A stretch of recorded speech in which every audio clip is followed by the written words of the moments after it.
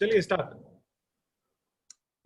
Welcome all my participants and especially my speakers on this webinar session. Friends, it is nice to share with you all of you that in the first program after this new session, the first executive meeting was held on 29th July. After this is the first program, and I am very much thankful that Manoj Bhaiya is there to chair the session, the first session of this seminar. And sir, with lot of vision in my mind, I need your wishes, need your Ashirwad to do wonder in this program. And at the first program, I see that around 60 people are there. And one of my friend from Muscat is also joining you to listen you. So the topic is very relevant, such as a recent amendment in the income tax, extension of due dates due to COVID, and several changes have been done in the ITR filings, ITR forms, which sir will also be deal with all of the participants. I would request all the participants that please be interactives. Please put up your questions on the chat box so that we can take up the question session after the deliberation of Manoj sir, so that it become very fruitful to all of you. And without wasting further time, I just hand over the proceeding to Vikas Bathwal, the chairman of the study circles, to take the proceeding ahead. Vikas, please. Thank you, Vishnuji. I am very much privileged that VIPCA has given me the responsibility of study circle this year for the year 2021. I myself, Vikas Bathwal, as a study circle chairman, along with my team, Amit Agarwal, co-chairman, and Sandeep Agarwal, co-chairman, our mentor, Vidasaria ji, our president, Vishnu Tulsian ji, and along with all other executive committee members and past president, I will try my level best to conduct more and more knowledgeable study circle programs in the upcoming years, which will surely enhance the knowledge of members. This is my first study circle seminar. Today we have CA Manoj Tiwari in webinar session. He will speak relating to recent amendments in Income Tax Act, recent changes in dates, and changes in ITR forms. No doubt he will clear all the queries which will be raised during the session by the members. I thank CA Manoj Tiwari ji for conducting this session. Thank you. Now I hand over the proceedings to our mentor, Vidasaria ji. Thank you. Thank you, Vikas. I am pleased that I have been given the responsibility of coordinating today's session, and our VIPCA team is working very well. This is the first study circle of the new VIPCA team for the year 2020-21.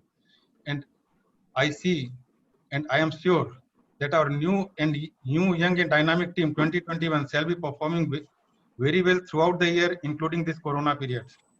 Friends, we have at present 722 members, and we are the only association exclusively for chartered accountants in Calcutta.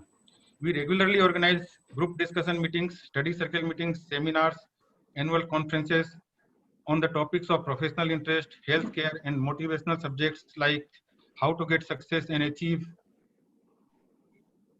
goals by our members. Friends, COVID-19 has changed the way of our lives, and so our professional life also.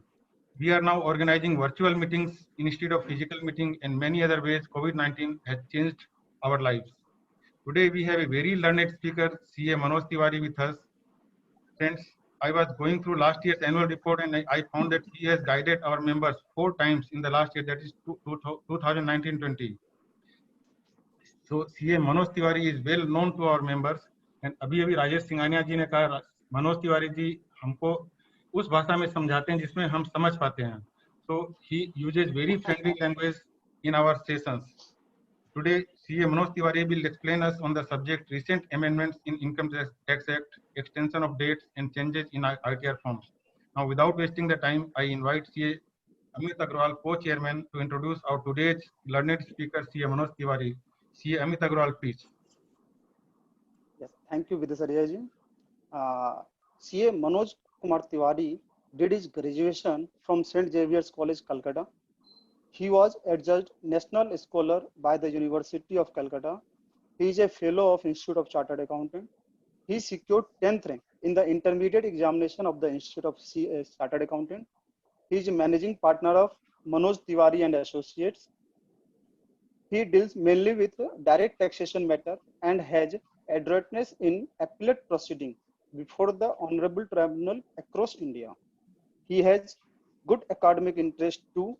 He acted as faculty for various student programs conducted by ERC of the institute and presently acts as faculty for different management institutes. He is a regular speaker in CP Hours program organized by EIRC of ICI and various branches of EIRC and CIRC, various study circle of both EIRC and CIRC. He also contributes articles in various other publications. Now I invite CA Manoj Tiwari to start his deliberation. Good evening. Good evening, everybody. At the outset, let me thank the organizers for giving me this wonderful opportunity. And that too, I heard that Vishnu's first program, first repeat program. So it is my onerous responsibility to make it thoroughly successful. I find 83 persons are already logged in. So it is already a successful program because number of persons logged in is 84 now. My topic for the day is very innocuous, simple, innocent one. And I'll try my level best to, if it is not so, I'll try my level best to make it so for you. And I will deliberate for around 90 minutes and rest of the time, around 18-20 minutes, I'll keep for question answer session. And if there are more questions, we may continue the session, may prolong the session. Friends, the topic for the day is nothing great. First thing I'll talk about is recent changes in income tax.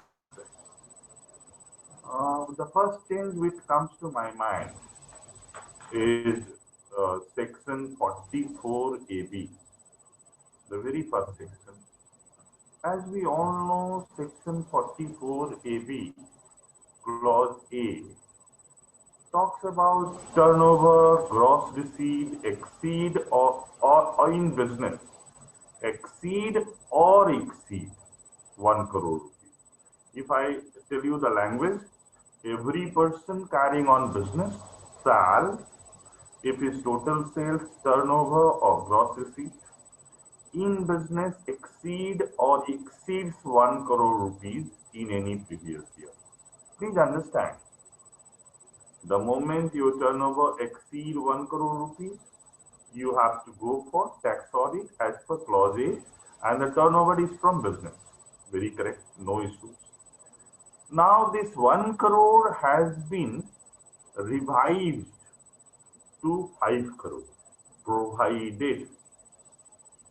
provided there are two conditions, and if any one of them is breached, then for you the turnover will be 1 crore rupees. If it exceeds 1 crore, you have to go for tax audit. What is the condition? What are the two conditions? Aggregate of all payment received, including amount received for sales.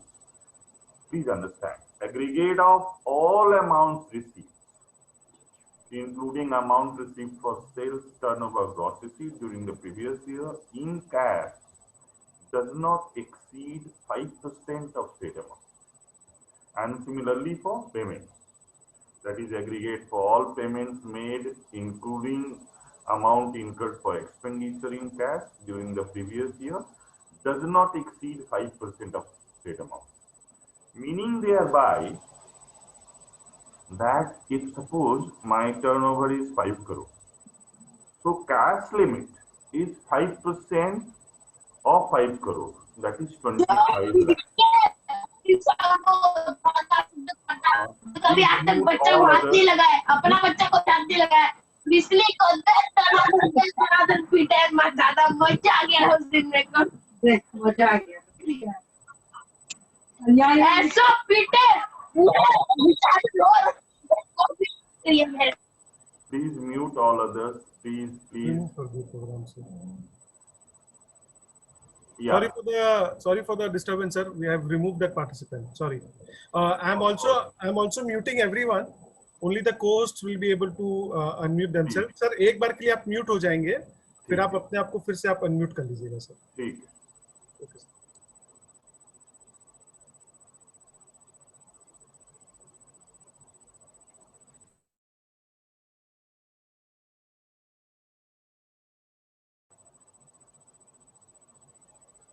Carry on, sir. Now you are fine. Yes. So participants will not be able to unmute themselves. If you have got any questions, please type it in the chat box. And those who are watching us on live on Facebook, please put it in Yes. Thank you, sir. I continue.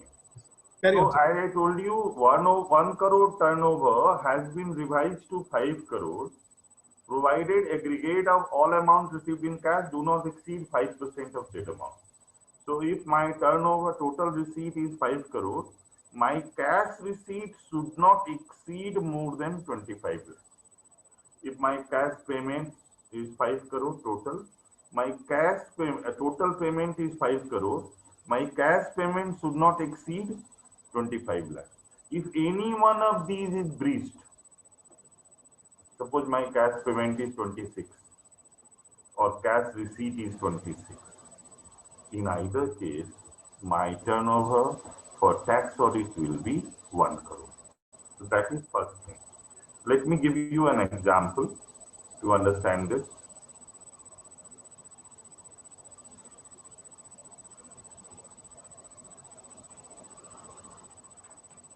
Yes. Suppose a receipt I am talking, 4 crore sales, out of which 15 lakh in cash. Partner has introduced 10 lakhs in cash. Loan 15 lakhs by NEFT. So what is total receipt? 4 plus 10 plus 15. Total receipt is 425 lakhs. What is my cash receipt? Cash sale is 15. Partner has introduced 10 lakh in cash. 15 plus 10, 25. Now total is 425 lakhs into 5%. What is the amount, sir? 425 into 5% works out to 21.25 lakhs. My cash receipt is 25 lakhs. The moment I have reached 21.5 lakhs to 5 lakhs, that is 5% of 425 lakhs.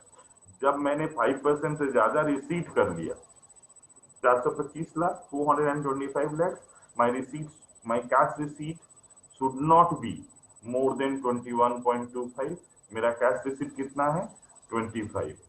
ये mandatorily applicable है.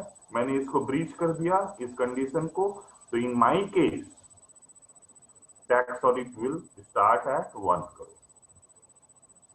So is it? I think this is very clear. Next, a very onerous section, section 194N, that is TDS on withdrawal of cash.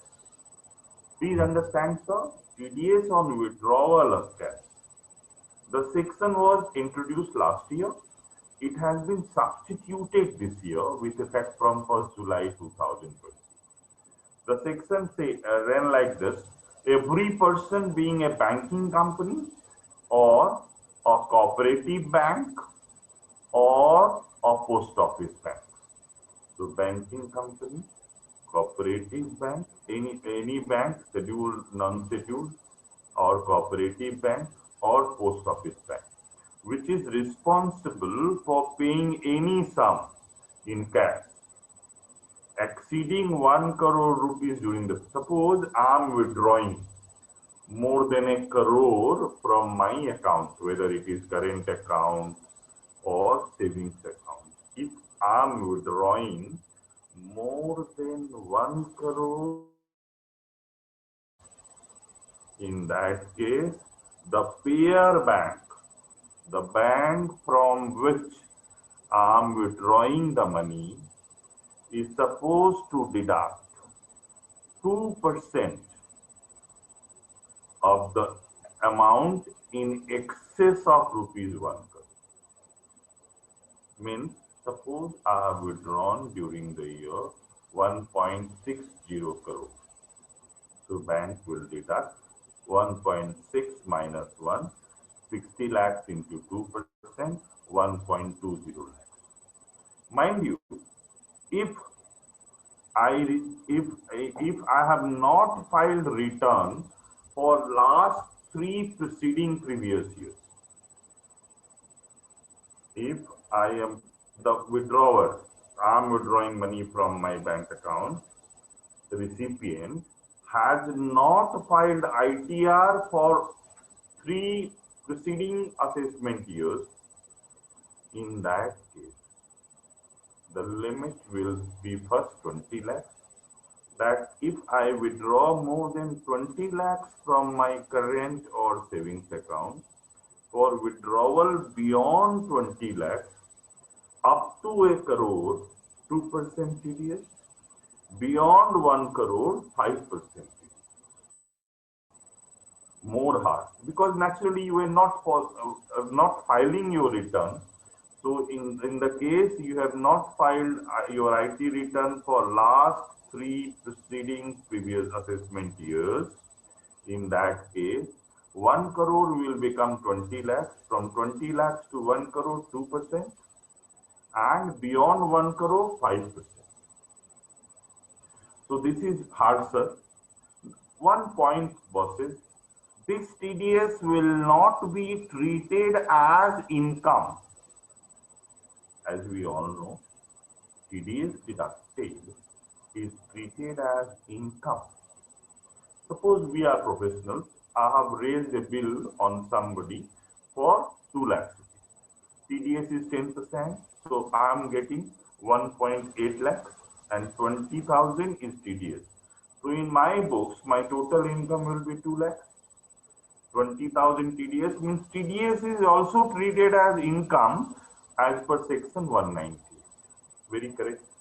Section 190 tells you to treat the TDS as income. But this TDS which has been deducted by the payer bank under section 191 cannot be treated as income. It has been inserted by way of proviso to section 198, specifying that this TDS which has been deducted by the payer bank under section 194 capital N will not be treated as income in the hands of recipient of cash. One more point. What happens if I am a new assessee? I have just started a business. I have taken PAN. I have started a business. I am a new assessee. To me, the limit will be 1 crore, because I cannot file return for last 3 years. I am a new assessee. What happens if I take condonation of delay from the board CBDT under section 119 subsection 2? If I take condonation, if condonation is granted to me by the board under section 119 subsection 2, and I file my returns for preceding 3 years, 3 assessment year, naturally this 20 lakhs limit will not be applicable to me. So, and mind you, they have inserted a functionality in your site, in the departmental site, ITBA, they have inserted a functionality where any person can check, how much, what TDS will be deducted, 2%, 5%, because the assessee is empowered, assessee has been empowered to deduct TDS, and through the functionality, assessee can easily understand what will be the tax. The very next section I wish to talk about is section 194O. This 194O talks about digital transaction. The section goes like this: notwithstanding anything to the contrary contained in any of the provisions of this chapter, where sale of goods or provision of services of an e-commerce participant is facilitated by e-commerce operator. Please understand. E-commerce, there is a e-commerce participant. There is also an e-commerce operator. Who is e-commerce operator? E-commerce operator is a person who through digital facility or electronic facility or platform facilitates e-commerce operator to trade digital platform like Snapdeal, like Amazon. All these are e-commerce operators. And who are e-commerce participants? Are sellers, trader of goods. E-commerce participant is seller. So if any e-commerce participant is trading through digital platform, please understand, then while making payment or crediting to the seller of goods or services, e-commerce operator will deduct 1% of the gross amount. E-commerce operator will deduct 1% of sale of goods, 1% on the sale of goods or services or both. So if somebody is selling his goods and payment may be made by the buyer of goods, buyer of services, or payment may be made by e-commerce operator. Even payment made by buyer will be treated as payment made by e-commerce operator. This is first condition. And tax TDS rate is 1%. But if e-commerce operator is paying to individual or HUF, if e-commerce operator is paying to individual or HUF, in that case, no TDS will be there, no TDS will be deducted if total value of sales or total value of services do not exceed 5 lakh rupees. And one more condition, that the individual or HUF has furnished his PAN or Aadhaar number to the e-commerce operator. If no PAN has been furnished, 1% TDS rate will become 5%. Please remember, TDS of 1% will become 5%. There is an exemption also to e-commerce operator. Here, e-commerce operator was deducting 1% of the value of goods sold by e-commerce participant or value of services sold by e-commerce participant. So the point is, what if e-commerce operator is hosting advertisement on its digital platform or providing any other service? Here, who is providing service? The services is being provided by e-commerce operator himself or itself. If e-commerce operator itself is providing service, then no TDS, because it is not paying to anybody. E-commerce operator is providing service by itself. Or if e-commerce operator is hosting advertisement on his website, then it is receiving money, it is receipt of money by e-commerce operator from the advertiser. It is not paying to anybody, so no question of TDS. Here, the e-commerce participant can procure 197, he can get 197 benefits, meaning thereby he can apply to AO, his AO, and ask for a lower TDS certificate. So he will be granted a lower TDS certificate by e-commerce, by the assessing officer, and on furnishing of that certificate to e-commerce operator, lower rate of tax will be deducted. So this was about TDS. Now, one big change has happened in TCS provision. tax collected as source provision. And the section which has changed is section 206 capital C. They have brought it two subsections, 1G and 1H. In subsection 1G, they have brought in two clauses, clause A and clause B. So first let us talk about 206C, subsection 1G, clause A, clause B. Now let's understand tax collected at source. They have brought a new section. Every person, I'm talking about clause A, every person being an authorized dealer who receives an amount for remittance out of India from a buyer, being a person remitting such amount out of India under the LRS scheme of Reserve Bank of India. LRS is Liberalized Remittance Scheme of Reserve Bank of India. So every person being an authorized dealer of foreign exchange. Authorized dealer means authorized dealer of foreign exchange. If he is receiving an amount for remittance out of India from a buyer. Who is a buyer? Buyer is a person who needs to remit.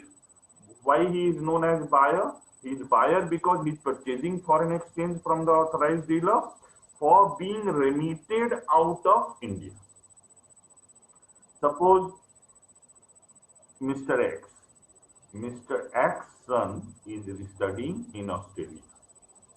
He has to remit 70 lakhs rupees to for his study of his son to Australia. He cannot remit himself. He has to approach authorized dealer. Now authorized dealer of foreign exchange will have to collect 70 lakhs rupees plus 5% as TCS amount on amount exceeding 7 lakhs. Up to 7 lakhs of remittance, no TCS will be collected. Up to 7 lakhs of remittance, no TCS will be collected. Meaning thereby, if he is remitting 70 lakhs for a year, so 70 minus 7, 63 into 5%, 3.15 lakhs. TCS has to be separately collected by the authorized dealer and it has to be deposited with the central government. It will be deposited with the exchange. Now, what happens if Mr. X borrows 70 lakhs? In that case, 5% will become 0.5%. In that case, 5% will become 0.5%. So, 70 lakhs plus 70 minus 7, 63 lakhs into 0.5%. This will be extra collection by authorized dealer. And now clause B. Clause B is every person being a seller of an overseas tour package.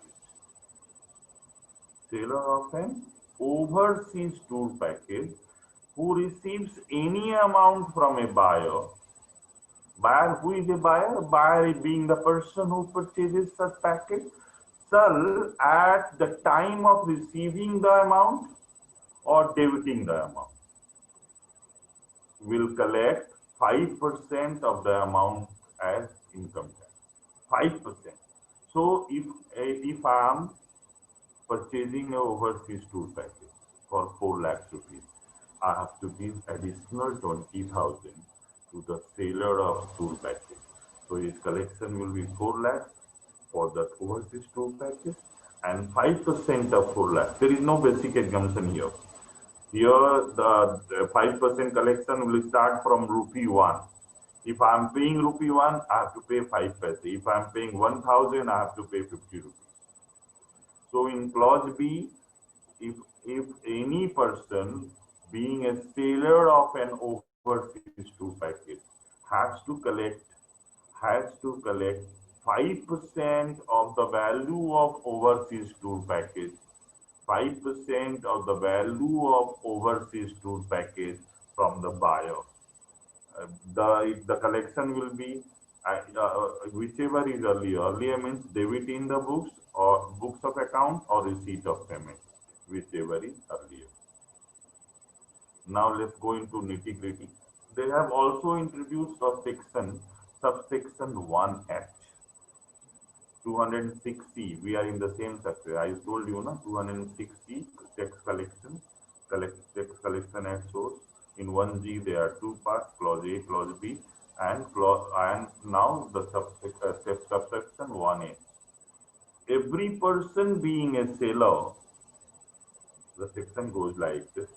Every person being a seller who receives any amount as consideration for sale of goods of value or aggregate of such value exceeding 50 lakhs rupees in any previous year. Other than goods being exported out of India, if you are exporting goods, those are not covered. It will collect 0.1% of sale consideration exceeding 50 lakhs rupees. 0.1% of the sale cost. So every person, the seller should have turnover of more than 10 lakh crore rupees. The seller turnover should be more than 10 crore, first condition.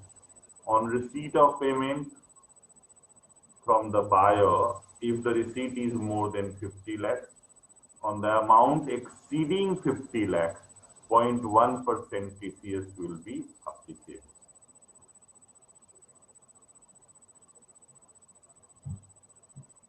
This 260, 1G and 1H, both are applicable. Both are applicable with effect from 1st October 2020. 1st October 2020. So let's understand. If you have taken an education loan, then in case of educational loan, as I told you, the TCS, the amount will be 0.5%. In case of educational loan, amount will be 0.5%. Now let's look at the problem. What happens? Overseas tour package, as I told you, sir, in case of overseas tour package, there is no basic exemption. So you have to pay 5% on any amount you are paying to the seller. Any amount you are paying to the seller. What are the exceptions for 206 1A? Exceptions for 206 1A. Sir, TCS is 0.1%. I told you your turnover should exceed 10 crore rupees. If PAN or Aadhaar is not there, TCS will be 1%, not 0.1%. Please remember. So buyer of goods has to furnish his Aadhaar or PAN. If Aadhaar or PAN is not furnished, in that case TCS will be 1%. What are the exceptions? In case of 203 1A, if when buyer is central government, TCS will not be collected. When buyer is state government, TCS will not be collected. When buyer is embassy, TCS will not be collected. High Commission, Legation, Commission, Consulate, local authority, TCS will not be collected. So I hope this part is clear. 1A.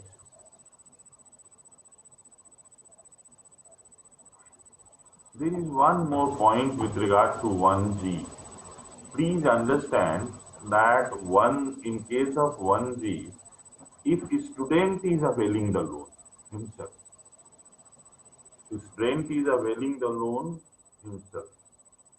he may not have any taxable income in India because he is studying abroad. So student will have to file his ITR in India to claim refund. That is point number 1.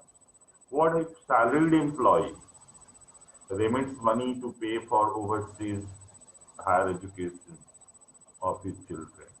Mind you, for salary income, his TDS is deducted by the employer. So any TCS collected, whether if he has borrowed, then 0.5% TCS. If he has not borrowed, he has spent his own money, 5% TCS.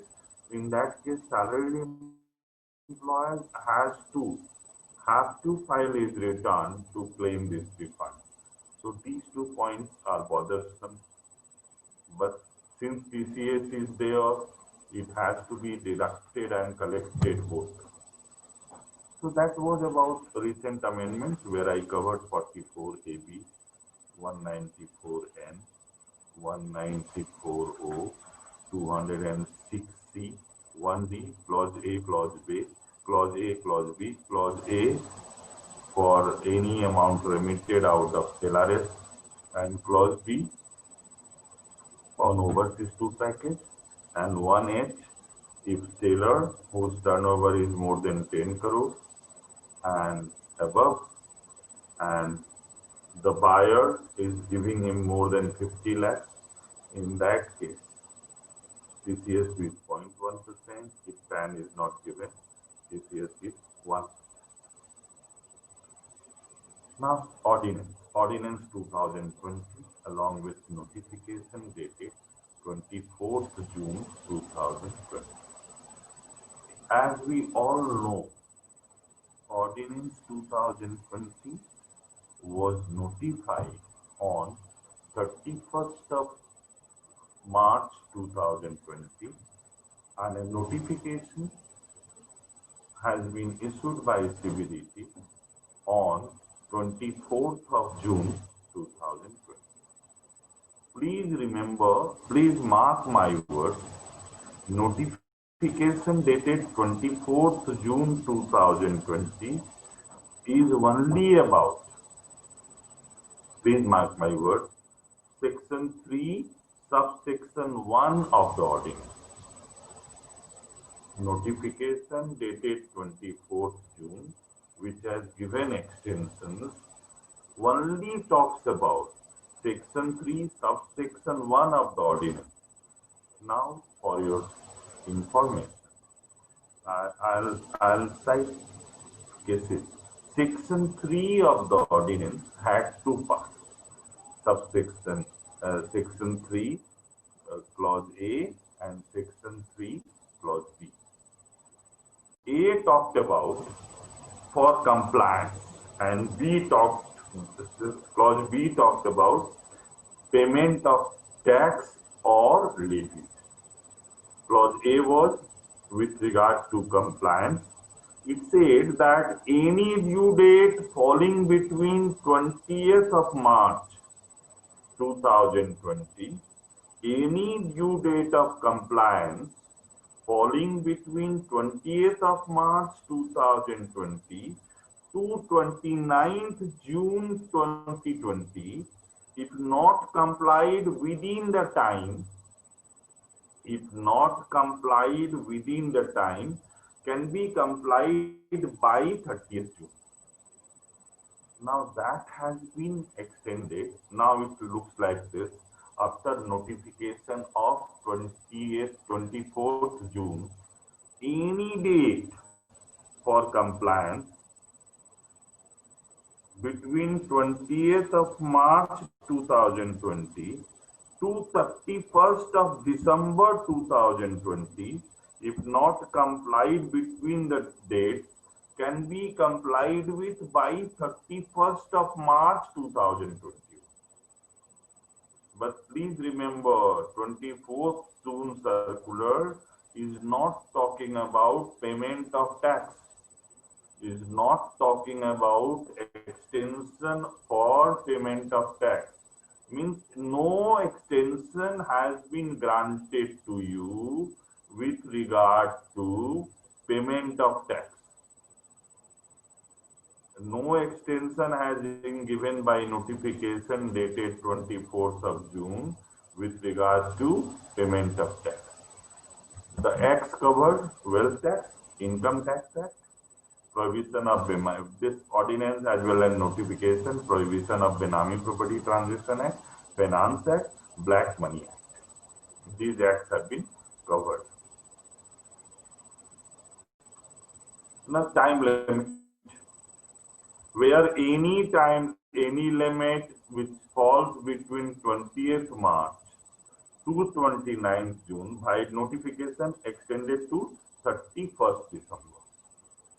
So if any time limit which falls between 20th June to 31st December has been extended to 31st March by notification dated 24th of June. Earlier it was 20th June to 20th March 2020 to 29th June 2020, extended to 30th June.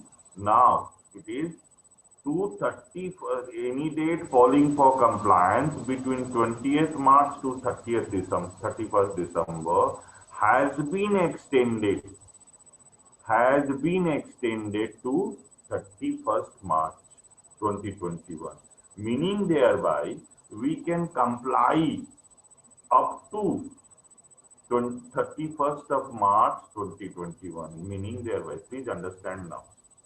Suppose 148 notice for assessment year 13-14 should be issued by AO, should be issued by assessing officer by 31st March 2020. I repeat, 148 note section 148 notice for reassessment proceeding for assessment year 13-14 has to be issued by 31st March 2020. Now it can be issued by 31st March 2021. So the time limit was for completion of any proceeding, passing of any order, issuance of any notice, issuance of sanction, approval, filing of appeal. Let's assume that CIT appeal order has been received on 1st March 2020. So what is due date for filing of appeal? You get 60 days. 30th April 2020, you must file your appeal with Honorable Tribunal.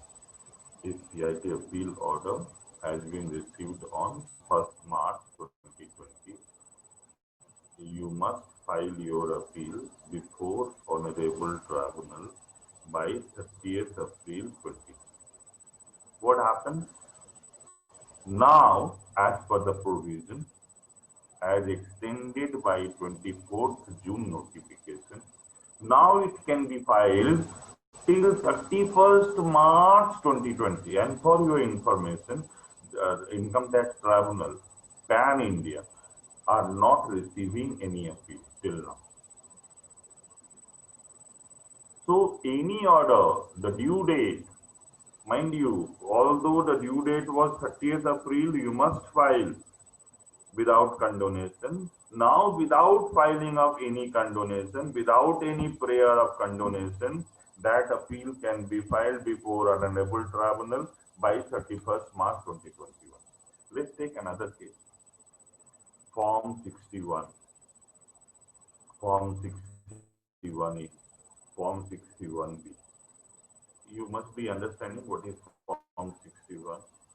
Sir, Form 61 is filed by the financial institution. Suppose a bank, a commercial bank, you wish to open an account, you wish to open an FDR of 2 lakhs.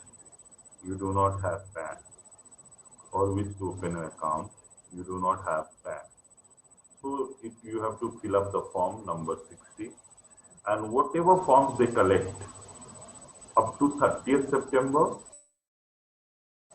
Form 60 contains of all those Form 60 by 31st October, and whatever they collect between 1st October and 31st March, they have to deposit the details of Form 60 collected between the period 1st October to 31st March by 30th April. Form 61A, what it is, Form 61A, 114E. What is 114E? Rule 114E talks about talks about a specified financial transaction. What is a specified financial transaction? You deposit more than 50 lakh cash in your current account. You deposit more than 10 lakh cash in your savings account. You purchase shares of a company for more than 10 lakh rupees. You purchase debentures of a company. You subscribe to debentures or shares of a company for amount exceeding 10 lakh rupees. You participate in buyback of shares and company pays you more than 10 lakh rupees. You purchase properties. You purchase property costing more than 30 lakhs. Sale value is more than 30 lakhs. If your payment is more than 30 lakhs. So here in case of property, registrar is reporting entity. In case of issue of shares, issue of debentures, company is reporting entity. In case money has been deposited in current account or savings account, financial institution is reporting entity. And it has to submit Form 61A by 31st of May. As per Rule 114E, Form 61A has to be submitted by 31st of May. So financial year ending 31st March 2020, you have to submit Form 61A in case of a specified financial transaction by 31st May 2020. That date has been extended to 31st March 2020. Filing of appeal, I told you. Now, if it is income tax, if you see the notification is written. In the notification they have written. If it is income tax, then ITR for assessment year 1920, which was extended to 30th June, has now been extended to 30th September 2020. So please imagine, sir, you can file income tax return for assessment year 1920, which was supposed to be filed by 31st March. By ordinance, it was extended to 30th June. By notification, it was extended to 31st July. Now it has been extended to 30th September.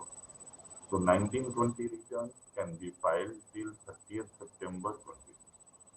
Due date of all income tax returns for assessment year 2021. For assessment year 2021 extended to 30th September. Extended to 30th November. Extremely sorry. Extended to 30th November.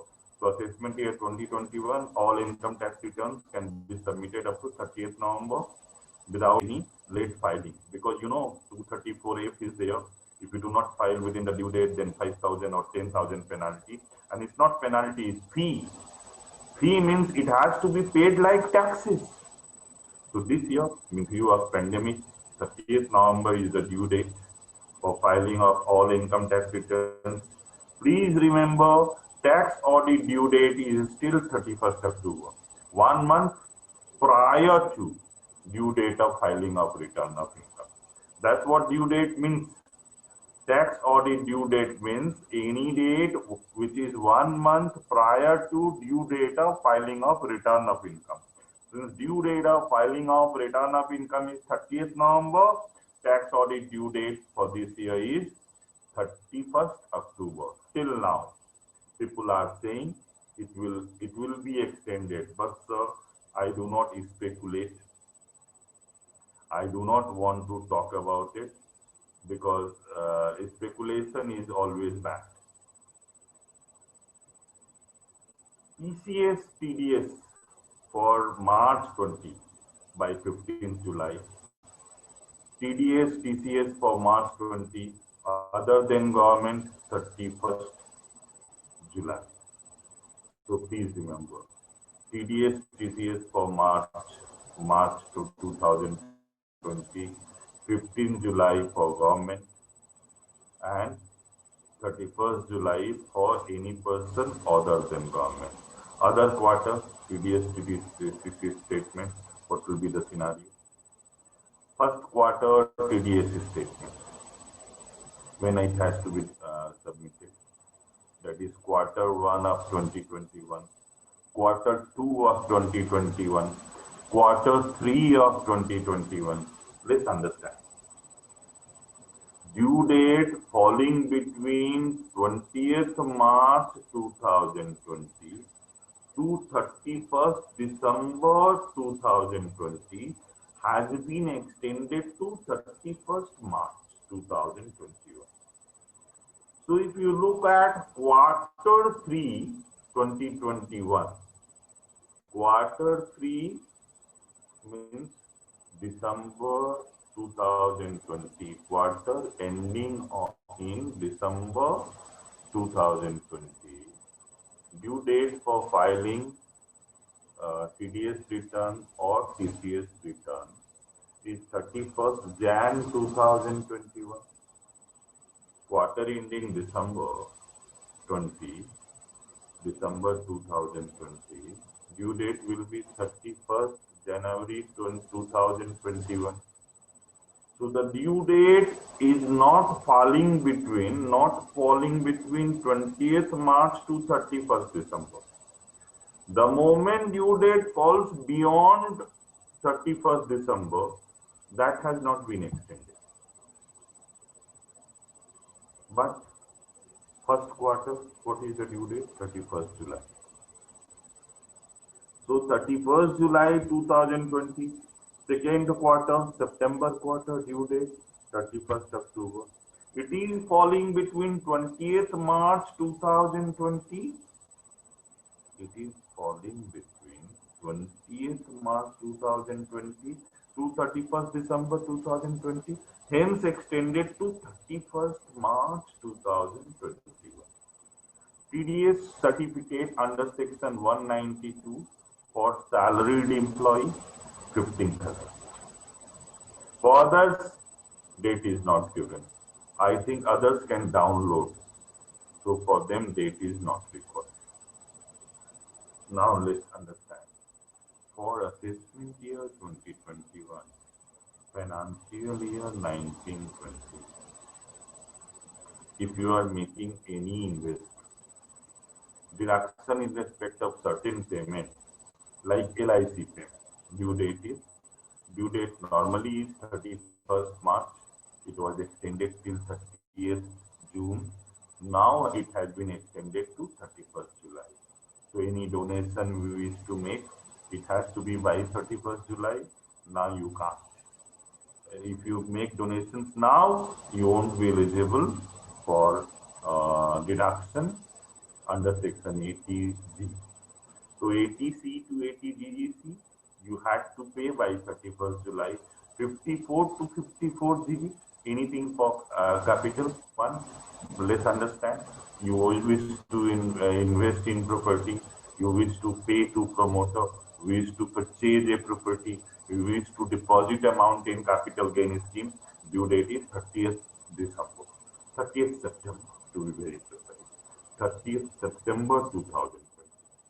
Because when you will be filing your return will be filed by November. So you can invest up to 30th September for any payment under section 54 to 54 GB. You are making investment in Rural Electrical Corporation bonds, NHAI bonds.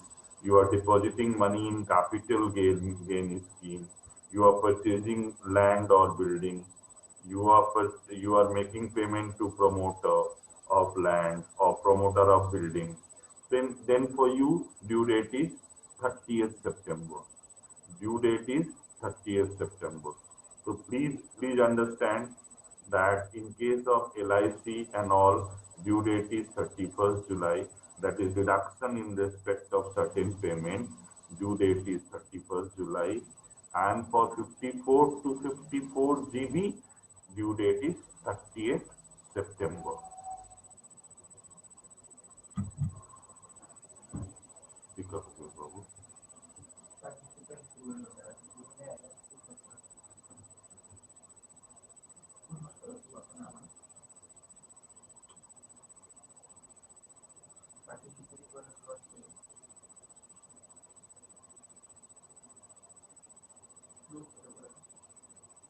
Yes.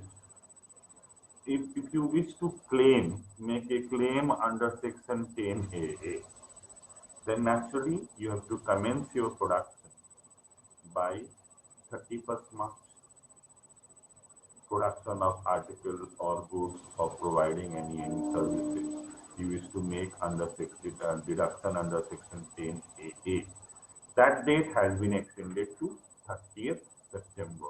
That if you can commence your production of article or things or providing any services and you wish to claim deduction under Section 10AA, then you must commence production up to 30th September. So, sir, I made it very clear that compliance date extended. Compliance date extended. But payment of tax, no extension in payment date of payment of tax. I'll give you an example. Due date for payment of advance tax, first quarter, Q1.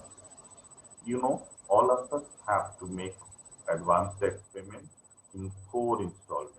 15th June, 15th September, 15th December, 15th March. Suppose 2021, 15th June, you did not make payment. Payment you made on 30th June. So here you delayed the payment by 15 days. Don't you agree? Your advance tax was due to be paid on 15th June. You paid it on 30th June. So since the delay is 15 days, then for 15-day delay, 0.75% per month or part of a month, you must be knowing that the moment it is delayed, even if delayed for part of a month, 0.75% interest is payable. So if 15th June advance tax payable by you was 30,000, you did not pay on 15th June. You are paying on 30th June. So 30,000 into 1% is 300, 0.75% is 225. So you must pay 30,225 when you pay on 30th. But mind you, it has not been extended beyond 30th June. So if you are paying it after 30th June, suppose you are paying in July, like TDS deducted for the month of June or TCS deducted for the month of June. Due date of payment is 7th. So that 7th July has not been extended. Compliance extended because this notification of 24th June only talks about extension of compliance date. Because it has been issued under Section 3A, it is not talking about extension of payment. It is not talking about extension of payment. And if you pay beyond, then naturally the interest rate now will be 1.5%. Please understand, now interest rate will be 1.5%, not 0.75%. Interest would be 1.5% per month. So advance tax, as I told you, there is no extension. TDS certificate for salaried employees, due date is 15th August. Others not specified. 61A, Form 61A can be deposited by reporting entity on the digital platform of Income Tax Department by 31st of March 2021. Form 61, same. All other forms and assessments If it is due by 31st December, now the due date is 31st of December 2021. But please understand, no tax payment extension. No tax payment extension, sir. Please understand, no tax payment extension. Yes, if you are contributing to PM CARES Fund, it's a big name. It's acronym, mind you. PM CARES Fund is acronym. Income of the fund, income of PM CARES Fund is exempt under section 1023C, that is first point. And if you are donating to PM CARES Fund, it is eligible for 100% deduction. Any donation to PM CARES Fund is eligible for 100% deduction under section 80C, subsection 2, clause A, subclause Roman 3. There is another press release. This year was full of ordinances and press releases and notifications. We are also finding it difficult to keep track of all notifications, press releases, and also so on. Mind you, on 13th May 2020, our Honorable FM specified that TDS rate now, TDS rate, TCS rate will be reduced by 25%. We are very happy that TCS rate and TDS rate will be, but mind you, it is for non-salaried people and it is for resident only. This 25% reduction, TDS, TCS rate will be reduced by 25% for the period from 14th of May to till 31st of March 2021. They have also specified that Vivad se Vishwas tak payment can be made without any additional payment till 31st of December. Now I'm talking about reduction in TDS, TCS rates by 25%. Let's make it very clear that it is for payment for non-salaried people and payment to residents. But no notification has been issued till now. No notification has come. Only press release. 206 0.1% it was, now it will be 0.075%. But please remember, without PAN, TDS rate is 20%. Naturally, it remains at 20%. No reduction in this. Sections where rates not reduced, you must know. Section 192 salary, rates not reduced because it is other than salary.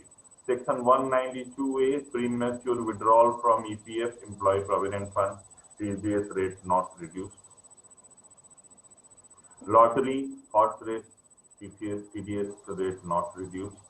Cash withdrawal, TDS rate not reduced. Foreign remittance, TDS rate not reduced. Yes. They have notified ITR 1 to 7. There is one change, sir. Section 269 SU. Can you remember 269 SU? I'll make you remember. No issue. It may be in your mind. It is not striking at present. Section 269 was introduced last year from in Applied Finance Bill 2019. It became an act. It's part of the act. 9 SU is specified that any dealer, any seller of goods or services, any seller of goods or services must maintain digital mode of receipt.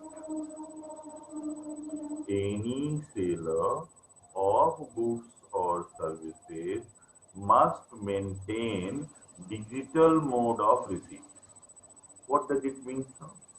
You must maintain him, you must maintain QR code, you must maintain PayPal. But this was not notified. But they said in the finance bill that if you are not maintaining digital mode of receipt, then from 1st November onwards, penalty of 5,000 per rupees per day will be levied on you. Whereas mode of receiving payment itself was specified in February 2020. So nice of you. But there was a problem. The problem was, suppose I'm a contractor. I'm a contractor who is executing turnkey projects. Suppose I'm constructing bridges and roads for NHAI. I'm only dealing with NHAI. All my receipts are through RTGS. My last year's turnover was 900 crores. Entire amount came through RTGS from NHAI. Now, do I need to maintain digital mode of receipt? Bhim Pay, Google Pay, do I need to maintain? So they said it will be exempted. 269 SU shall not be applicable to a specified person in case of person having only business to business transactions, and if at least 90%, 95% of all aggregate amount of receipts are by any mode other than cash.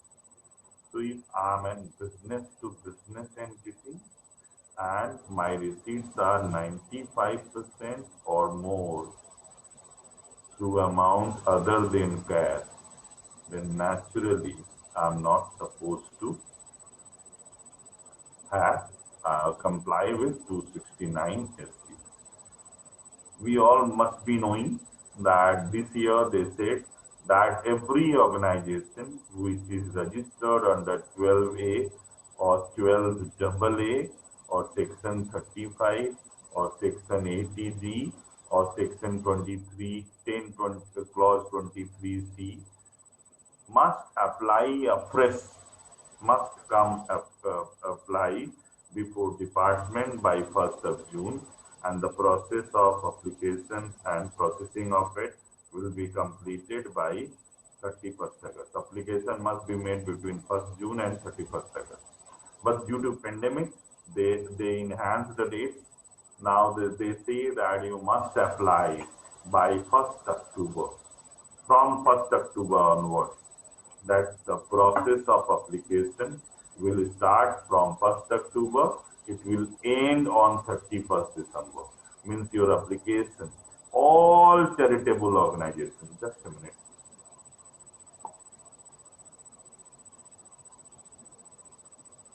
All charitable organizations, whether registered under 12A, 12AA, section 35, 80G, 1023C, must apply fresh within the period starting from 1st October 2020 to 31st December 2020.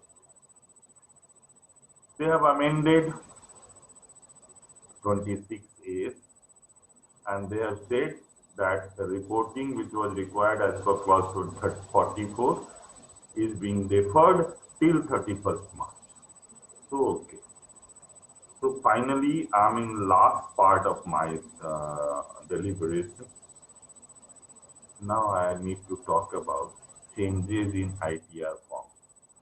I'll continue for about 25 minutes in changes in ITR form. The first big change about ITR forms this year is in verification part. Please understand, sir, for assessment year 1920, if the form was not verified in the form, in the acknowledgement, there was watermark not verified. But this year they have changed it totally. Now you will have two types of acknowledgement form.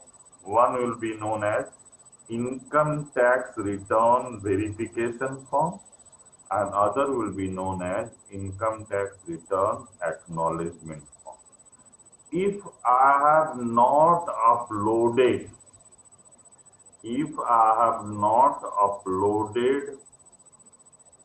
verified income tax return,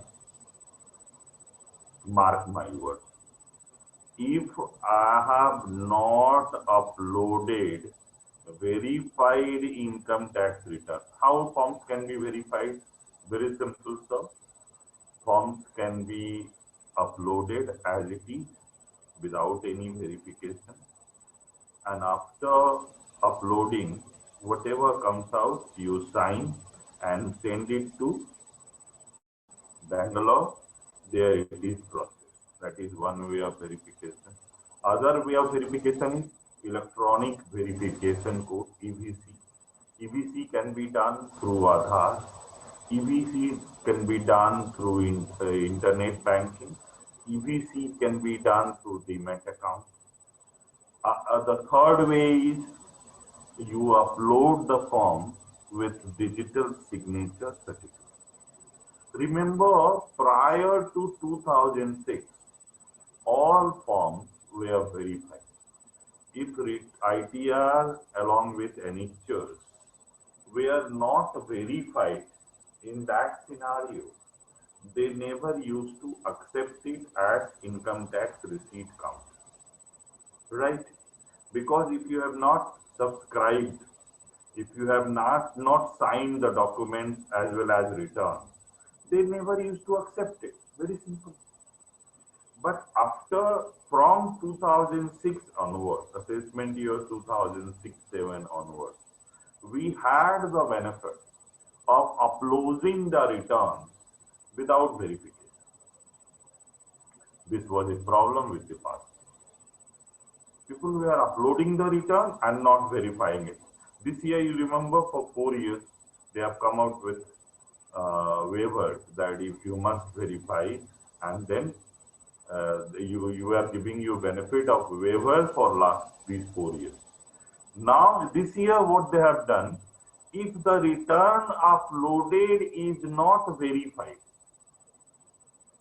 what you get after uploading the return will be income tax return verification form. What will be the content of income tax return verification form? It will have personal details. Mark my words. It will have personal details. It will have verification part. But it will not have income details, tax details. Means it will not have computation details. The moment it is not having computation details, it is useless for you. Please understand, if your form, income tax verification, return verification form is having personal information and verification part, it is not having computation part, that is income, tax, liability and tax payment. It is not having that. And once it is verified, suppose you upload without verification, then you subscribe and send it to Bangalore. Or after that, you verify through EVC, or then you don't have option. So once the verification is done, you can download from the website income tax return acknowledgement form. So this is one big change this year, sir. You know these forms, ITR 1, ITR 2. ITR 1, please remember, ITR 1 can only be filed by your resident. ITR 1 can only be filed by your resident individual. Meaning thereby, if you are a resident but not ordinarily a resident or non-resident, then you cannot file ITR 1. In that case, you have to file ITR 2 or ITR 3. ITR 1 can be filed by only individual. If you wish to have set up and carry forward benefits, you cannot file ITR 1. You must have one house property, then only you can file ITR 1. Even if you are having joint owner of property, one property, you can file ITR 1. If you are having capital gains, you cannot file ITR 1. If you are director in a company, you cannot file ITR 1. If you are holding shares in unlisted company, you cannot file ITR 1. So ITR 1 has its limitations. ITR 2, you almost, if you are not in business, ITR 2, ITR 3, 4, presumptive income, 5, firm, AOP, BOI, and charities if they are not having exemption. And then they can file ITR 5 because any trust is also AOP. ITR 6, companies claiming exemption, ITR 7, or any charitable entity. So I'm going into the next slide. So this year, they have changed the form in respect of ITR 1, 2, 3, 4. Even if a person is not having income which is beyond the exemption limit. Suppose exemption limit is 2.5 lakhs. So if your income does not exceed 2.5 lakhs, if your income does not exceed 1.5 lakhs, even if your income does not exceed 1.5 lakhs, but they have added a proviso this year. So they have added 7th proviso in section 139, subsection 1, clause B. Clause A, 139, subsection 1, clause A talks about company and firm. Clause B talks about other than company and firm. So there they have, because you know, for a company, any income, it has to file its return. For a firm, any income, for a company or firm, there is no exemption. Exemption is in case of other entities. So in case of ITR 1, 2, 3, 4, they have added a 7th proviso to section 139 clause B, 139 subsection 1 clause B, which says that even if you do not have income beyond the exemption limit, but you have deposited more than 1 crore in your current bank account, whether by way of cash, check, or any more. If deposit in your current account is more than 1 crore, or you have incurred 2 lakhs on foreign travel, either on yourself or of any other person. Payment on foreign travel it may not be necessarily in foreign exchange. You have incurred the money in Indian currency, but you have incurred more than 2 lakhs, or you have incurred more than 1 lakh on electric charges. Suppose meter is not in my name. Meter is in the name of landlord. Even if the meter is in the name of landlord and I have paid electric charges of more than 1 lakh rupees, then naturally, sir, I have to file return. Although my income does not exceed. If any one of these conditions are fulfilled,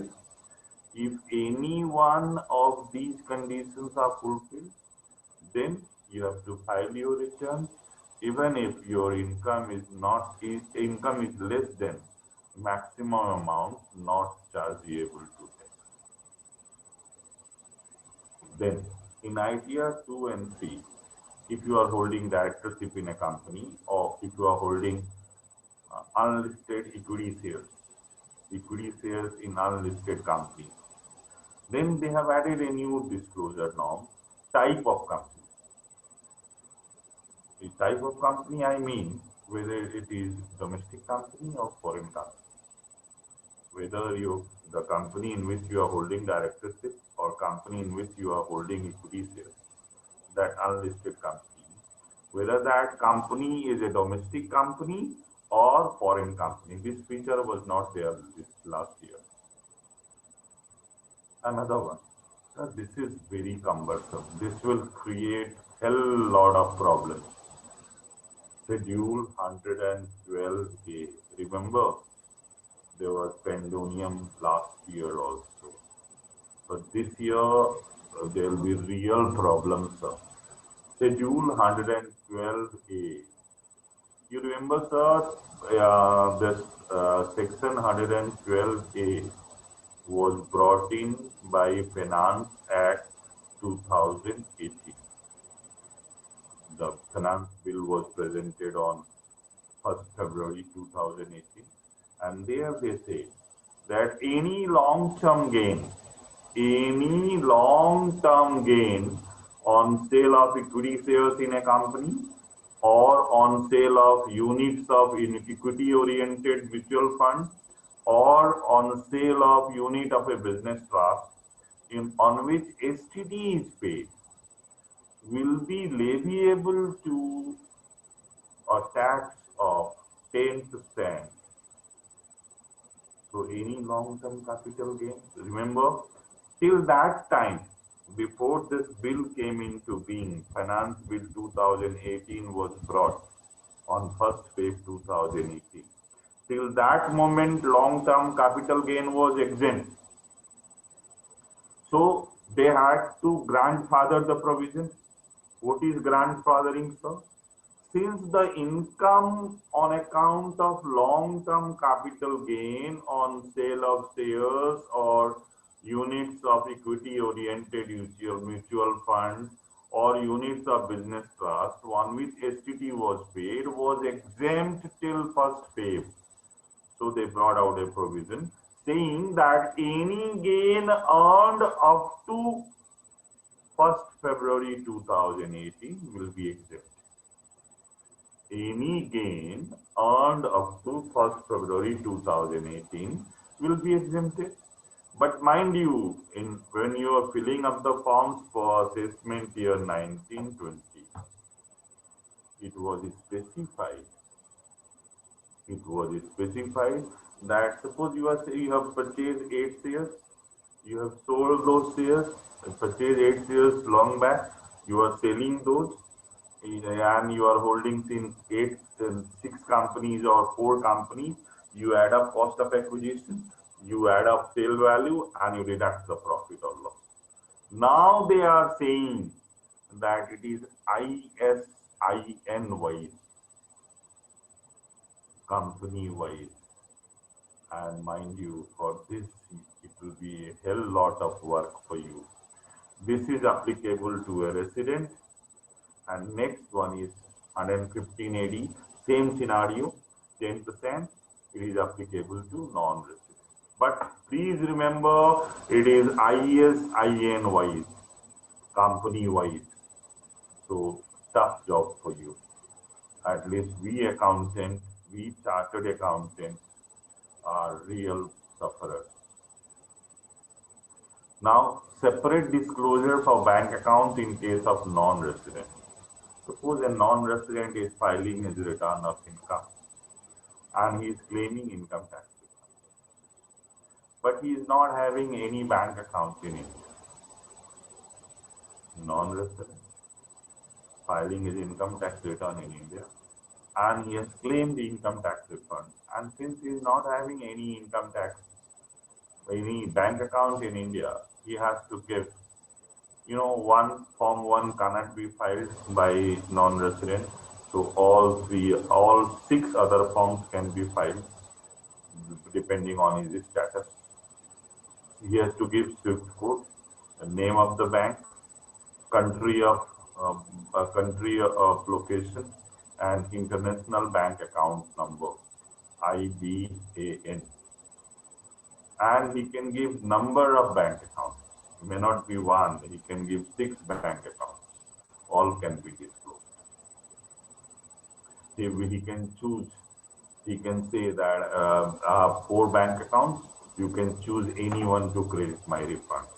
Because in ITR 1 also, same option has been given. You can say that I have 3 bank accounts. Dormant account, if an account is dormant for last 3 years, may not be given, but all other bank accounts except dormant accounts must be given, and you can choose all accounts for income tax refund. Department will have benefit. Next one is changes, because since investments are being made after 31st March, whether in case of property or deduction in respect of certain payment for LIC and all, superannuation fund and all. So, payment made beyond due date is always 31st March.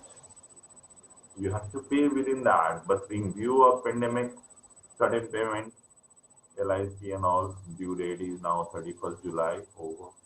Deduction in respect of 54 to 54 GB, that is payment for property, payment for purchase of property, opening up capital gain account scheme, whatever it is. So DI, they have made a schedule, details of investment. Here, date-wise bifurcation will be there, whether payment has been made within 31st March or after 31st March. So that segregation is there in schedule DI. Remember, sir, if you have taken loan from deposit taking NBFC or systematically important non-deposit taking NBFC, and you have not paid the interest, you have taken a loan or you have borrowed from either from a deposit taking NBFC or systematically important non-deposit taking NBFC. Remember, if you have taken a loan and you are not paying the interest, it will be treated as statutory payment.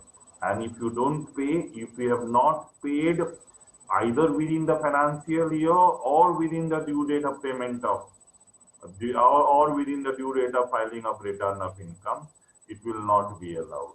So 43B, in 43B, they have added a point saying that if you have not paid the interest, its deduction will not be allowed. In case of the nature of employment, they have changed. Earlier it was only government, now it can be specified into central government, state government. Along with PAN, Aadhaar number can be given. In Schedule S2 also, along with PAN, Aadhaar number can also be used. There is a confusion, sir. People are asking me, is quoting of Aadhaar mandatory? $1 million question. Is quoting of Aadhaar mandatory in case of income tax return? No, because linking of Aadhaar has been deferred till 31st of March 2021. So since linking of Aadhaar has not been is not yet over, linking of Aadhaar has been extended. Linking of Aadhaar to PAN has been extended till 31st March 2021. Naturally, quoting of Aadhaar is not mandatory. They are in foreign source income and tax relief, big change. They have made it very exhaustive. It has become real cumbersome. It has become real cumbersome. You may not like it, but our liking hardly matters. In computation of income from business or profession, a new section E has been added in case of computation of income from life insurance business. The persons, the companies which are doing life insurance business, it's not life insurance agents, the persons the companies which are taking life insurance business, which are doing life insurance business. Idea 7, one big change is there. The change is, as I told you when I was talking about initiative, that every organization, whether registered under 12A, 12AA, 1023C, Section 35, 80G, has to apply a FRIS. So they are asking whether application for registration is made as per new provision, section under which the registration is applied. Now they are saying that you cannot opt for 2 sections. Like So you remember, sir, there were organizations which were registered under 12AA also and 1023C also. Now you cannot register in both. If you register in both, it will be suspended. Both will be suspended. So section under which registration is applied, date on which the application for registration approval as per new section is made, and section of exemption of state cost. So basically, you have to give details about registration. This point is very cumbersome. In case registration of a trust is cancelled, in case a registration of a trust is cancelled or trust is dissolved and it was registered under section 11, 12AA, 1023. On accretion, on net accretion, 115 TD will apply. You remember, sir, since your trust was exempted, you have created it. Now you have to pay tax at the rate of maximum marginal rate. So look at this computation of tax liability, 115 TD. My last point of focus is new Form 26A. This new Form 26A, they have introduced a new rule, 114I.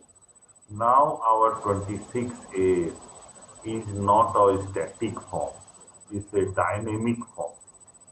It will keep on changing because in the rule they are saying, Rule 114I, they are saying that any information in possession of authority must be uploaded within 3 months from the date on which it came into the possession of authority. And mind you, look at the ambit of 26 days. What it contains: PAN, Aadhaar, name, date of birth, mobile number, email address. If this is not sufficient, look at point number 7. Serial number 7. Any other information in relation to sub-rule 2 of Rule 49. This sub-rule 2 talks about any information which has come in possession of authority as per Section 90 of Income Tax Act, Section 90A of Income Tax Act, Benami Property, any other act, Benami Property Act, foreign asset, like if you are holding asset in on a foreign destination and you have undisclosed foreign asset. Any suit filed against you. And mind you, serial number 2 is specified financial transaction, whether under Rule 114E, Rule 114F, Rule 114G, and mind you, it has become a dynamic form. So you understand the predicament. I'll stop my deliberation right now, and I'm transferring the microphone to organizers. It's all yours, Tulsianji. I wait for your question.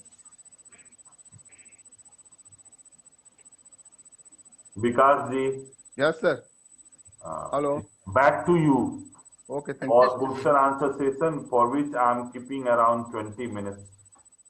Okay. Yes. Yeah, Vishnu, please start asking questions. मेरा video start नहीं हो रहा है. अच्छा, let me start then. Yeah. Hello. Hello. का video start नहीं हो रहा है. हो गया ठीक है. Thank you Manoj Bhaiya for the session. and we have received total 6 questions we have received from the chat box, वाह वाह वाह। and और ये 3 काम करना questions were taken up by me. लोग को अलाउ करना क्वेश्चन रेज करने के लिए ओरली भी, वंस दिस नहीं, वो प्रोसेस। मैं बता रहा हूँ सर, ये क्या है ना कि जिनके पास भी कोई क्वेश्चंस है वो काइंडली चैट बॉक्स में लिख दें, हम लोग उनको रीड आउट कर देंगे सो दैट कि केओस से हम लोग बच सकें। सर एक क्वेश्चन है हमारे दिमाग में अपार्ट फ्रॉम दोज क्वेश्चन कि सर अभी जो चैरिटेबल ऑर्गेनाइजेशंस के लिए आपने बताया ना कि 8TG और 12 जिसने रखा है उसको वापस फ्रेश अप्लाई करना पड़ेगा, सबको लाइन में आना है। हाँ सबको लाइन में आना है। तो सर उसमें खैर ये बताया कि प्रैक्टिकल एस्पेक्ट के हिसाब से कि ऐसा कुछ प्रिकॉशन, क्योंकि अभी तक जो सर्टिफिकेट दी गई थी परपेचुइटी में दी गई थी कि जो बस दे दिया वो चलता रहेगा। अब जब वहाँ पे फ्रेश अप्लाई करेंगे तो हम लोग क्या क्या ध्यान रखना चाहिए और कुछ क्या क्या डॉक्यूमेंट मांग सकते हैं वो लोग? चीज है बाबू विष्णु जी, उसमें 2-3 बातें हैं। पहला है, बोल रहे हैं कि 5 साल का ही सर्टिफिकेट देंगे आपको। जो नया सेट ऑफ रूल्स लाए हैं वहां बोल रहे हैं कि आपको 5 साल के लिए ही देंगे। This is one of biggest botheration. और ये लाया किस लिए गया था आपको मैं ऑब्जेक्ट बता दूं। क्या था, कोई ऑर्गेनाइजेशन चैरिटेबल था, उसके पास सर्टिफिकेट नहीं था। बिकॉज कब उसको सर्टिफिकेट मिला था, मान लो 1919 में मिला था, 1921 में मिला था, पुराने एक्ट में मिला था, 1922 के एक्ट में मिला था, उसके बाद सर्टिफिकेट नहीं था, उनके लिए लाया गया। But they made every organization, now they are saying that सबको लाइन में आ जाओ, they want to have a unique code number. I will tell you, सबका एक यूनिक कोड नंबर दे देंगे, अलॉट कर देंगे। मतलब आपका सारा जो, और आप तो जानते ही हैं 80G में उन्होंने जो चेंजेस किए हैं कि आपका रिसीट 2000 से ज्यादा नहीं होगा। तो इसमें तो विष्णु जी क्या हुआ, आपका जो सारा काम था, अच्छा काम जो हम लोग बोलते हैं, वो तो खत्म हो गया। क्योंकि आपका सारा ऑडिट ट्रेल हो गया ना। अब तो सारा ऑडिट ट्रेल हो गया, एक्सपेंडिचर ट्रस्ट के ऊपर भी आपको लगेगा, TDS प्रोविजंस लगेंगे। तो जैसे बिजनेसेस मेंटेन करते हैं वैसे आप भी मेंटेन करोगे, तो आपका तो अच्छा काम तो होगा नहीं। आप जो है जेन्युइन जो काम करना है, तो उनके लिए तो एक सिंपल है, उनके लिए काफी अच्छा हुआ, जो जेन्युइन जो एंटिटीज हैं। बस इंडिया में एक ही दिक्कत है, मैं इसके बाद नहीं बोलूंगा। हाँ जी, बिकॉज ये रिकॉर्डिंग होती है। हाँ जी, हाँ विष्णु जी। हाँ अच्छा सर, इसमें जो डेट आपने बताया कि 1 अक्टूबर से रजिस्ट्रेशन चालू करना है और एप्लीकेशन स्टार्ट करना है, एप्लीकेशन खत्म हो जाएगा। 1 अक्टूबर तक खत्म हो जाएगा। 1 अक्टूबर से चालू होगा सर, और 31 दिसंबर तक आपको अप्लाई करना है, और वो प्रोसेस करके बाई 31 मार्च आपको दे देंगे जी। अच्छा सर, एक क्वेश्चन आया है सर चैट बॉक्स पे, हाँ अविनाश अग्रवाल जी का। हाँ जी। उनका क्वेश्चन है सर कि if turnover is less than 1 crore and the SSC does not want to go for 44 AD because of low margin profit. What are the options? Compulsory tax audit or otherwise? Tax audit करवा लो ना, सबसे अच्छा, हम लोगों का भी थोड़ा income होगा। Looking at professionals interest, we are all professionals. हमेशा तो बोलिए कि टैक्स ऑडिट करा लो, वो सेफर रहेगा। आपके लिए भी अच्छा है ना सर, हमारा प्रोफेशन भी तो प्रॉस्पर करे। लोगों को कभी ऐसा वो मत बताइए कि टैक्स ऑडिट के बिना कर लीजिए, मत बोलिए कभी भी। हाँ जी। एक सर सेकेंड क्वेश्चन आया है चिंतारमन सेन गुप्ता जी का। उन्होंने लिखा है कि fourth proviso to section 206C subsection 1G states that the authorized dealer shall not collect the sum on an amount in respect of which the sum has been collected by the seller. हाँ, यदि उसके ऊपर already कहीं TDS हो गया है तो naturally यहाँ नहीं आएगा। Very correct. आपका सेकंड क्वेश्चन है सर कि what is such sum which is referred to in this proviso. देखिए सिंपल है, जब एक ही ट्रांजेक्शन है, 2 जगह तो TDS नहीं का TCS नहीं होगा सर। कहीं TDS कट गया है तो TCS में नहीं आएगा। Such sum means the amount which we are referring to.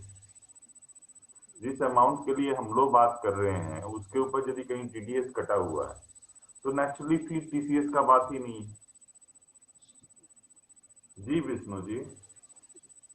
Next question है आशीष रस्तोगी जी का। उनका क्वेश्चन है कि section 206C says that seller is liable to collect tax for sales above 50 lakhs. Issue is if sales is 60 lakhs, then TCS is to be done for 10 lakhs or entire 60 lakhs? 10 lakh 10 lakh differential amount पे। जी जी next. Hello hello. हाँ हाँ जी sir उसमें एक और है कि TCS sir at the time of sale कटेगा कि at the time of receipt of payment? Sir यहाँ क्या होता है कि जिस दिन उसको डेबिट करेंगे, यदि डेबिट पहले करेंगे तो उस दिन होगा, यदि रिसीट पहले होगा तो उस दिन होगा। अच्छा, मतलब विच एवर इज अर्लियर। अगर एडवांस पेमेंट सारा सब जगह वही है बाबू, सरकार को पैसा पहले देना है, पहले देना है। ये तो सिंपल है, इसमें तो सोचना ही नहीं है, कभी मत सोचो। Okay never apply your mind. हाँ, एडवांस पेमेंट, एडवांस अगर रिसीट हो रहा है तो एडवांस में कर लो। हाँ, कुछ भी है सरकार को पहले देना है, तो अर्लियर वाला प्रोविजन याद रखिए, इसको कॉम्प्लिकेट मत कीजिए कभी भी। पहले सरकार फिर अपने, ठीक है। रिवेन्यू को ध्यान में रखते हुए करना है। हाँ, गवर्नमेंट को ध्यान रखना, अपना तो ध्यान रखना नहीं है, पेंडेमिक है। हाँ ठीक ठीक विष्णु जी बोल रहे हैं तो ठीक है। हाँ सर, नेक्स्ट क्वेश्चन है पवन केडिया जी की तरफ से। क्वेश्चन से निर्दोष जी का भी है। हाँ निर्दोष अग्रवाल जी का 1-10 से है भैया, 1-10 से है। What about money? What about money for sales made prior to 1st October 20, but money received after that date? देखिए सिंपल बात है, यदि मान लीजिए पहले ही 50 लाख से ऊपर हो गया है तो नेचुरली वो तो मान लीजिए ये प्रोविजन कब से एप्लीकेबल है, 1/10/2020 से, but during the till 30th September we have already received 60 lakhs, so naturally we can't go back and collect, so any collection afterwards it will be assumed that 50 lakhs has already been collected and any amount received beyond that 0.1%. Yes sir. So next question is taken by the Bidasaria ji, the mentor of the session. अरे बोलिए Bidasaria ji, please. बिदासरिया जी बोलिए sir. हाँ हाँ sir, next question is by Vishal Gupta ji, sorry by Chittaranjan Sen Gupta. इस section 112A applicable if STT was not paid at the time of acquisition of shares? Sir वो एक चीज बताइए, वो तो आपका यदि मान लीजिए ये शेयर पे था तो उस समय जब परचेज किए तो एसटीटी नहीं था। हाँ उनको अनम्यूट कीजिए चित्रंजन सेन गुप्ता को। हेलो हाँ सर बोलून दादा बोलून। हेलो, वो है नहीं लगता है। नेक्स्ट क्वेश्चन पढ़िए, वो नहीं है लगता है। अच्छा, next question is from Anand Budhia. He is asking regarding deposit of 1 crore और higher in current bank account, does it apply only to current account? Hope it is not applicable to individual savings or NRE bank accounts. वहां तो current ही लिखा है, वहां current लिखा है। आप जो बोल रहे हैं अगले साल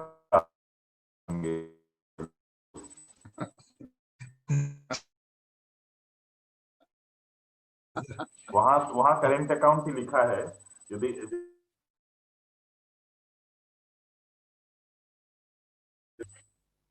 तो नहीं, डिपॉजिट का है, अभी तो करेंट अकाउंट वर्ड यूज हुआ है, लेकिन अगले साल धीरे धीरे गवर्नमेंट थोड़ा सा धीरे चलता है, अभी करेंट अकाउंट ही है सर। वो जो प्रोवाइजो है 139(1) क्लॉज बी में 7th प्रोवाइजो, उसमें अभी करेंट अकाउंट ही है। Yes sir. Yeah. Next question is from Pavan Kedia. He is asking that is TDS applicable on cash discount or other schemes under section 206 subsection 1 then clause H. Is TCS applicable? वो देखिए वहां तो receipt पे बात करते हैं sir, the language is on receipt, तो discount जो देंगे वो तो डिडक्ट करके ही आएगा ना sir, receipt. Yes. It's about receipt, sir. So receipt after cash discount only. The extended question is asked by Vikram Kumar Saraf. Is this TCS applicable also on agricultural produce? This is tough question in the sense that Act has not specified anything. Okay. Yeah. Next Act is question. not specific. Okay. So in a sense, it seems that it will be applicable. But I am telling you tough because you have to check. The notification has to be checked. Because we have to see notification, if any, has been issued exempting agricultural produce under section 206C(1)(h).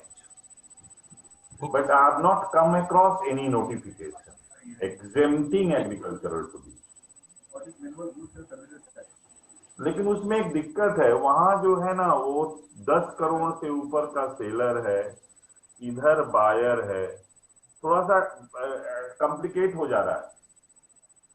आप एक काम करिए ना विष्णु जी, इनका जो question है ना, इनको बोलिए थोड़ा डिटेलिंग करके हमको मेल कर देंगे. मैं नोटिफिकेशन इनसे मंगवा लेता हूँ, आपको आ जाऊंगा. अच्छा रहेगा कि एक प्रॉपर रिप्लाई हो जाए इनका. तो check notification. Okay, sir. Sir, next question is from Dilip Kejriwal. Whether TDS is to be deducted on expenses like financial help to payments to shopkeeper for distribution of food materials in the case of trust.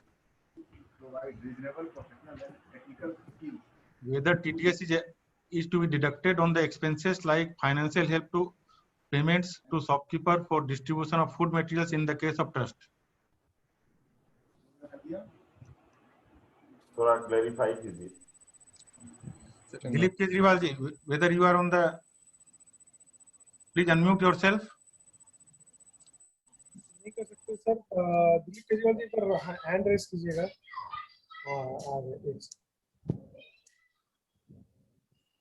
कर दिया unmute. Hello Dilip Kejriwal ji. Sir unmute करना पड़ेगा. Unmute के लिए request भेजें आपको. हाँ. Hello. हाँ बोलिए. हेलो. हाँ दिलीप केजरीवाल जी बोलिए. हाँ, ट्रस्ट को एक्सपेंडिचर करता है in case of financial help हो या कोई मटेरियल परचेज डिस्ट्रीब्यूशन करना है. मान लीजिए हम 1 लाख रुपया का मटेरियल परचेज किए दुकानदार से और हमको डिस्ट्रीब्यूट करना है अमंग 100 पीपल, तो जो हम शॉपकीपर को पेमेंट करेंगे, whether TDS has to be deducted on that amount. Purchase है भैया, ये तो परचेज, ट्रस्ट तो परचेज किया डिस्ट्रीब्यूशन के लिए. परचेज पे कहाँ TDS है भाई मेरा? तो ट्रस्ट के लिए तो एक्सपेंडिचर हो गया सर. ट्रस्ट के लिए तो in case of expenditure purchase है सर. और फाइनेंशियल हम हेल्प कर दें तो क्या TDS क्या काटना पड़ेगा? TDS का लायबिलिटी आएगा. My question is very simple, sir. Is there any TDS on purchase? या सर. परचेज के ऊपर TDS है अभी तक? नहीं है सर, लेकिन मैं I am talking about expenditure for the purpose of trust. This is expenditure in the case of trust charity. मेरा ये क्वेश्चन है सर. मैं आपको सीधा सीधा ही बता रहा हूँ, मैं टेक्निकल बात नहीं कर रहा हूँ अभी भी. मैं आपको बोल रहा हूँ नहीं, परचेज पे कोई टैक्स नहीं है सर. मटेरियल परचेज पे कोई टैक्स नहीं है अभी. तो आप तो उसी की बात कर रहे हैं सर. सर मेरा थोड़ा टेक्निकल क्वेश्चन है, मैं आपको एक्सप्लेन नहीं कर पा रहा हूँ. टेक्निकल नहीं है, एकदम टेक्निकल नहीं है आपका क्वेश्चन. मैं तो आपका क्वेश्चन टेक्निकल होता तो मैं टेक्निकल आंसर देता सर. आप चीज समझिए सर. ट्रस्ट ने परचेज किया, तो जो परचेज किया ट्रस्ट ने, तो वो तो परचेज है सर. परचेज के ऊपर कोई TDS है नहीं. आप बोल रहे हैं दुकानदार के ऊपर TDS काटू क्या? काटना ही नहीं भैया, सवाल ही नहीं उठता. आपके लिए नया सेक्शन थोड़ी इवॉल्व होगा. ठीक है सर. ओके. और यदि आपको और कुछ किसी चाहिए भैया तो और इसमें ज्यादा आपको लगता है कि टेक्निकल क्वेश्चन है आपका, तो टेक्निकल क्वेश्चन विष्णु जी को भेजिएगा, मैं उसका टेक्निकल रिप्लाई दूंगा. Okay. Thank you sir. All the question can be sent to me by the mail. Thank you sir.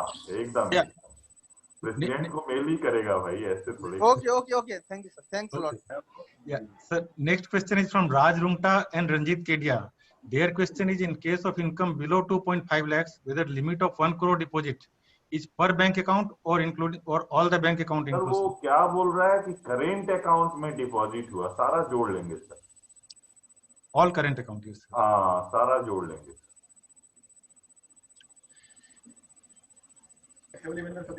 Yeah. Vishnu, मेरा पहला प्रोग्राम भी एकदम टाइमली क्लोज हुआ है, 2 से 4 वाला भी टाइमली क्लोज हुआ, ये भी लग रहा है उस तरफ ही जा रहा है। Yeah. एकदम सही सर, एकदम सही है। अच्छा है ना, 2 से 4 भी एकदम टाइमली स्टार्ट हो। आपका तो प्रोग्राम खैर मस्ती। सर एक क्वेश्चन आया है और मेरे व्हाट्सएप पे आए हैं। हाँ, भेजने वाले हमारे पास्ट प्रेसिडेंट दिलीप अग्रवाल जी हैं। अच्छा। वो पूछ रहे हैं कि सर मर्जर से रिलेटेड है कि सपोज कोई एसएससी किसी एक्स कंपनी में 100 शेयर्स होल्ड करता है, एक्स कंपनी मर्ज हो गई वाई कंपनी से और स्वेप रेशियो के कारण उसको 100 के बदले में 80 शेयर्स मिलता है कंपनी वाई का, तो जो एसएससी एक्स है वो अपने बुक्स में इसको कैसे दिखाएगा? This is his question. उनको बोलो कि ये क्वेश्चन मेरे को मेल करेंगे, ये मेरे टॉपिक से रिलेटेड नहीं है, बाद में रिप्लाई करेगा। दिलीप जी मेरे को मेल कर दीजिए, ओके सर, मेरा मेल आईडी होगा।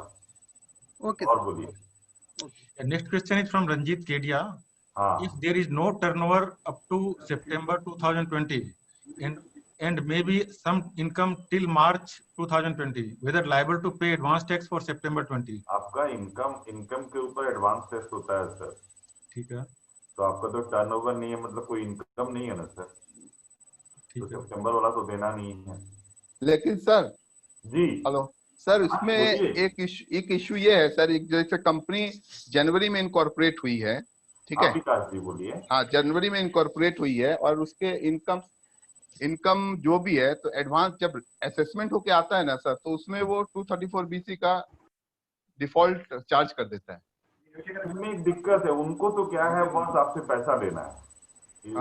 गवर्नमेंट वाला बात छोड़ दीजिए, गवर्नमेंट का देखिए, लेकिन आपका यदि इनकम है, मेरी कंपनी नहीं स्टार्ट हुई, तो मैं क्या प्रायर पीरियड का कहां से दूंगा सर आपको?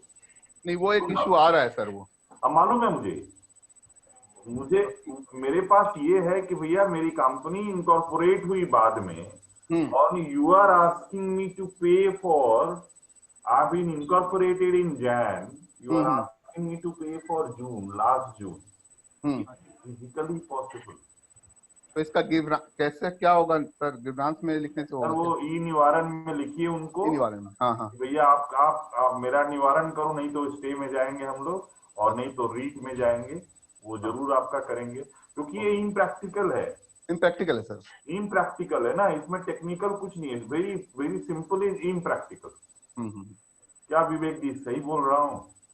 एकदम सही बोल रहे हैं सर। विवेक जी का अप्रूवल चाहिए, ऐसे थोड़े होगा। अरे नहीं भैया, आप जो बोलेंगे 100% सही है। थोड़ा सा फोन करना था, चुपचाप बैठे थे ना, तो मैं देखा है। अरे नहीं, आप बोलेंगे ना सर? हाँ जी, खत्म हो गया सारा question. Yeah, one more question is there, whether we should take it up. Last question. Yeah, this is the last question. Yeah. Okay. This is from Rajesh Kumar Kejriwal. In case of section 44AB, is limit of 5% for cash receipt on gross receipt or turnover as per section 44AB, or including receipt of bank loan, receipt from partners, because such transactions are not considered as turnover. नहीं, ये सारा है। Any receipt, वो जो 5 करोड़ वाले के लिए बात कर रहे हैं ये।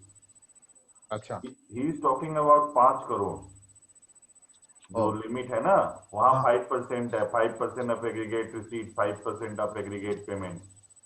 तो हाँ सर, वो सारा है sir ji.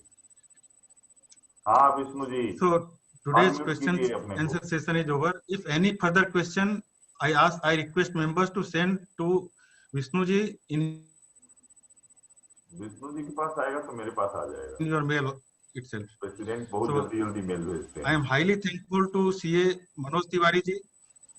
I am highly thankful to CA Manoj Tiwari ji for an elaborate coverage and enlightening our members in detail in a very, very slow and steady manner on today's topics. And he has answered almost all the questions of our members.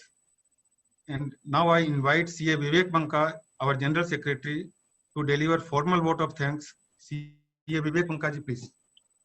Yes, thank you, Vidyasaria ji. Good evening.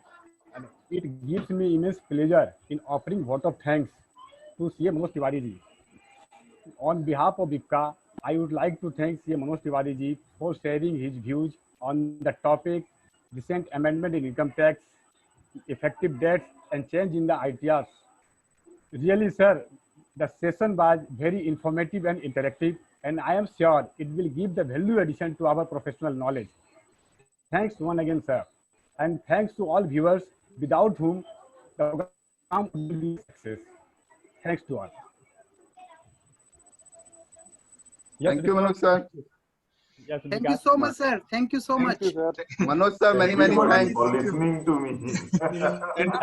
Nice. It was a very nice session, sir. And it has been completed in a very timely manner. Timely manner, attendance was Yes, very good.